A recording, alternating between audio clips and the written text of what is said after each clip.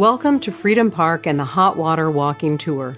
The area in front of you unveils the remnants of a domestic complex with a rich and unique history dating back to 1680 and continuing through 1810. This self-guided walking tour provides insights to this historical period and the lives of the people associated with the Hot Water Tract. This guided tour is designed to offer a brief yet informative journey through time, giving you a glimpse into the past and the significant events on the hot waters. Follow the paved path to the next sign located near the fenced-in cemetery area. This cemetery complex holds the remains of at least 100 and potentially up to 160 individuals associated with the Hot Water Tract. Archaeological research and excavations conducted in 2003 and 2004 revealed insights into the burial practices and demographics of the people interred here. Interments are believed to have occurred during two main periods, circa 1680 to circa 1745 and circa 1770 to circa 1810.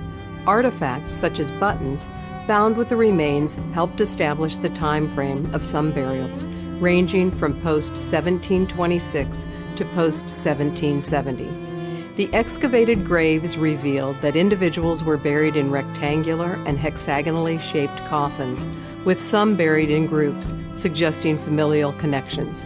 6 were identified as male, 12 as female, and 2 could not be identified by gender due to their immature development. Regarding ethnicity, 12 were of African descent, 6 of European descent, and 1 possibly of mixed European and Native American heritage. The location, time frame, and skeletal features associated with manual labor suggest that individuals of African descent were likely enslaved people who worked the land. The age range of those buried varied, with the youngest estimated to be 7 to 9 years old. Most individuals were at least 35 years old, while a black male and female were identified as at least 60 years old. On October 4, 2004, a reinterment ceremony was conducted, and the remains were laid to rest again in the cemetery. Reverend Robert A. Whitehead Sr. of New Zion Baptist Church officiated the ceremony.